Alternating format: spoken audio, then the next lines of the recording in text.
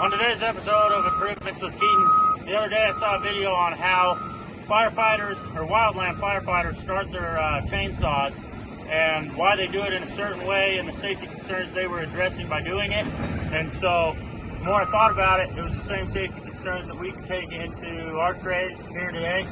And so manufacturer spec on how to start one of these is actually to set it down, put your foot in there, and then yank on it, right? But as you can see, we're not in a, the best flat terrain, and so the saw can be uneven. And by doing that, you start it, can actually like cause you to trip or something. That was what they were saying, and I said, well, that's a good point. And so that blade's small, but if it was a brand new blade, it might catch those rocks once you start it and start spinning, chip the blade. I don't want to go 1v1 against one of these blades chipping off, so that's something to consider. So then a lot of the guys then resorted to drop starting, like that, like I do and everybody else does, because that's just what you end up starting to do. Well, you got a couple problems there because that blade starts spinning. If you're in a tight confined area like a trench or something like that, the blade could catch a rock, then you're going 1v1 against a blade or a rock coming at you at a high rate of speed.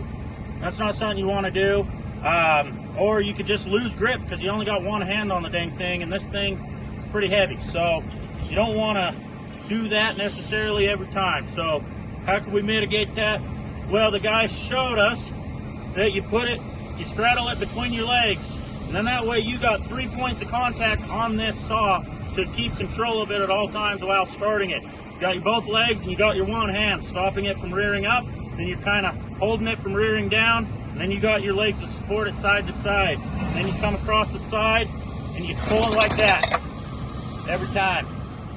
That way the saw is in your control at all times, and you can safely make sure you start it without it rearing up against a trench wall or something along them lines. So hopefully this helps, and if they don't find you handsome, they should at least find you handy.